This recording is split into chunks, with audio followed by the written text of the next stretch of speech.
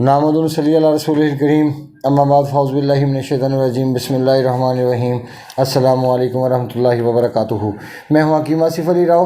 आज का जो मौज़ूअ हम तरतीब दे रहे हैं वो है पीला अरकान, जिसको हम बिलोरबिन कहते हैं। और पीले अरकान के बारे में जो पिछले कुछ दिनों के अंदर कुछ हमारे दोस्तों की, भाइयों की कॉल्स वसूल हुई, हमारे बच्चों की, जिसकी वजह से मुझे तकलीफ़ का सामना करना पड़ा। तो मैंने मुनासिब समझा कि इसके ऊपर एक वीडियो तरतीब दी जाए ताकि सब लोगों को एहसास हो कि ये इतना आसान मसला नहीं है कि जितना आसानी से इसको डील करने की कोशिश की जाती है। नए आने वाले दोस्तों से गुजारिश है, चैनल को सब्सक्राइब करें, बेल आइकन को प्रेस करें, कमेंट सेक्शन में अपनी राय से ज़रूर आगाह करें। पीला अरकान बिलोरबिन ये तब पैदा होता है जब इंसान के जिस्म में गुद्दत तेज़ी के साथ अपना काम सरअंजाम देना शुरू करते हैं और जिगर का एक हिस्सा एक्टिव होता है, जिसको हम गदूद जाज़बा कहते हैं। गदूद जाज़बा का मतलब होता है कि हरारत को पैदा करने के साथ साथ स्टॉक करने वाली चीज़। अब इसके बाद दूसरा इसका मरहला होता है गदूद नाकदा, जिसको हम बोलते हैं हरारत। गदूद नाकदा जिसको गर्म तर मिजाज में लेके सामने रखते हैं और उसमें हरारत पैदा होने के साथ साथ इंसान की बॉडी से डिस्चार्ज होती चली जाती है। इसमें पीला अरकान नहीं हो सकता, लेकिन जो पहली कैफियत है गदूद जाज़बा, यहाँ पे हमेशा पीला अरकान होगा। लेकिन माशरे के अंदर जो बहुत ज़्यादा गलतफहमियाँ पाई जाती हैं पीले अरकान के मुतालिक कि अंधाधुंध इस ठंडी चीज़ों का इस्तेमाल शुरू कर दिया जाता है, और ये एक इंतहाई गलत अमल है। क्योंकि उसकी वजह ये है कि अगर गर्मी बढ़ गई है तो एक्स्ट्रा गर्मी को आप खारिज क्यों नहीं कर देते।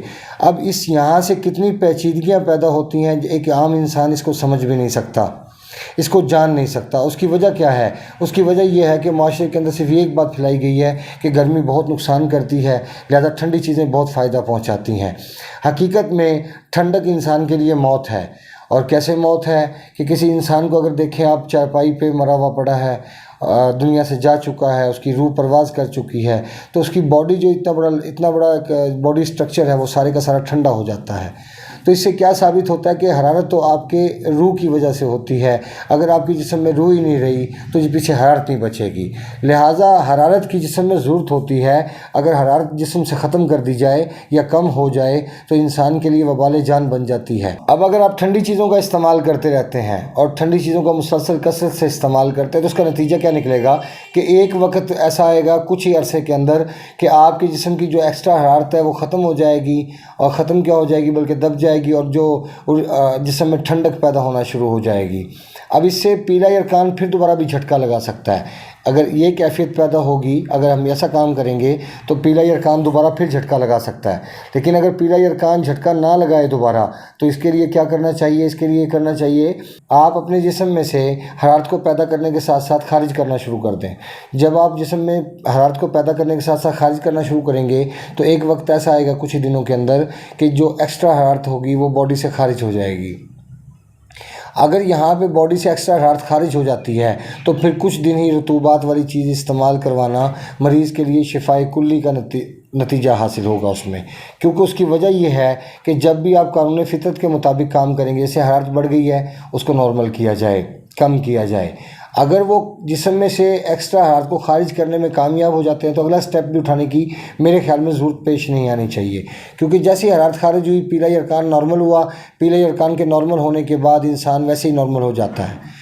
तो अगर पीला अरकान होता है तो इसके अंदर ये एहतियात ज़रूर बरती जाए कि मुसलसल ठंडी चीज़ों का इस्तेमाल ना किया जाए, क्योंकि कुछ ही दिनों में मिजाज तब्दील होता है। और मिजाज के तब्दील होने के बाद जब मुसलसल आप ठंडी और खुश्क चीज़ें इस्तेमाल करते रहते हैं, जैसे बहुत सारे लोगों के हमारी सोच है दोस्तों की कि जो पीला अरकान है इसके लिए माल्टा बड़ी शानदार चीज़ है, दही बड़ी शानदार चीज़ है। बेशक कोई शक नहीं इसमें कि ये काते सुफरा है, लेकिन आप देखें कि अगर जिस्म में हरारत आपके बढ़ चुकी है, इसके बाद हमारे असाब ने एक्टिव होना है।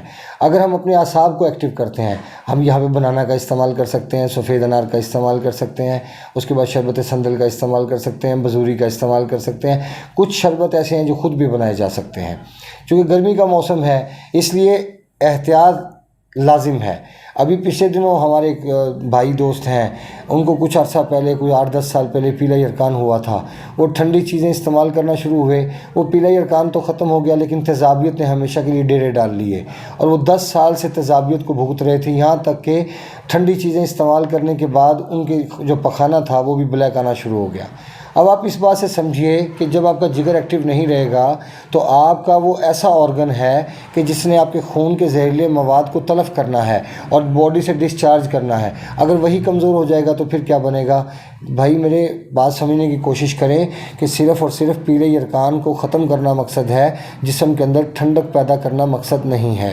کیونکہ جس انسان میں ٹھنڈک پیدا ہو جائے گی اس کی نفسیات بھی تبدیل ہو جائیں گی، وہ خوفزدہ ہو جائے گا. کیونکہ ٹھنڈ کا ایک اصول ہے کہ وہ اپنی کنڈیشن کے اندر ڈر اور خوف کو سموئے ہوئے ہے. اس لیے دیکھ لیں اندھیرے سے انسان کو ہمیشہ خوف آتا ہے اور روشنی کبھی بھی انسان کو خوف پیدا نہیں کرتی. تو ان چیزوں کو سمجھیے، ورنہ اس کے علاوہ پھر کیا ہوگا؟ اس کے علاوہ نتیجے ہوگا کہ پیلے یرقان کو ختم کرنے کے چکر میں آپ اپنی زندگی کو ختم کر بیٹھیں گے. اس کی وجہ کہ جب جگر کو بلاک کر دیں گے مسلسل ٹھنڈی چیزیں دے کے، تو پھر انسان کا نتیجہ کیا نکلے گا؟ وہ موت کے علاوہ، اور وہ بھی تکلیف دہ موت. کیونکہ زندگی اور موت اللہ کے ہاتھ میں ہے، ہم نے واپس تو جانا ہے. لیکن جتنی زندگی ہے اس کو بہترین طریقے سے گزاریے، خوش رہیے، تاکہ آپ اللہ کے ہاں جب حاضر ہوں تو پورے حواس کے ساتھ دنیا میں حاضر رہیں، اور پھر آخرت میں بھی اللہ کے سامنے حاضر ہوں تو آپ کے جو اعمال ہیں ان کے اوپر آپ کا فیصلہ کیا جائے. اور آپ کے اعمال تبھی صالح ہو سکتے ہیں کہ جب آپ اپنے اندر کی کنڈیشن کو نارمل رکھیں. اگر آپ آقا صلی اللہ علیہ وسلم کی زندگی سے دیکھیں تو وہاں سے آپ کو ملے گا کہ ہمیشہ انہوں نے گرم چیزوں کا استعمال کیا، بہت کم ٹھنڈی چیزوں کا استعمال کیا، برائے نام نہ ہونے کے برابر. اور خشک چیزوں کا استعمال بھی بہت چند چیزوں کی صورت میں کیا، جس میں سرکہ شامل ہے، جس میں کبھی کبھار سیب کا استعمال مطلب شامل کہہ سکتے ہیں، کبھی کبھار. وہ بھی یہ روزمرہ کی روٹین نہیں تھی یا ڈیلی ویجز والے معاملات نہیں تھے، کبھی منتھلی بات بھی نہیں، کبھی کوئی 2-4 مہینے کے بعد، کیونکہ اس علاقے میں سیب ہوتا ہی نہیں تھا. اور پھر اس کے بعد دیکھتے ہیں آپ جو کا دلیا استعمال کرنا، جو کا آٹا استعمال کرنا، جو کی روٹی استعمال کرنا.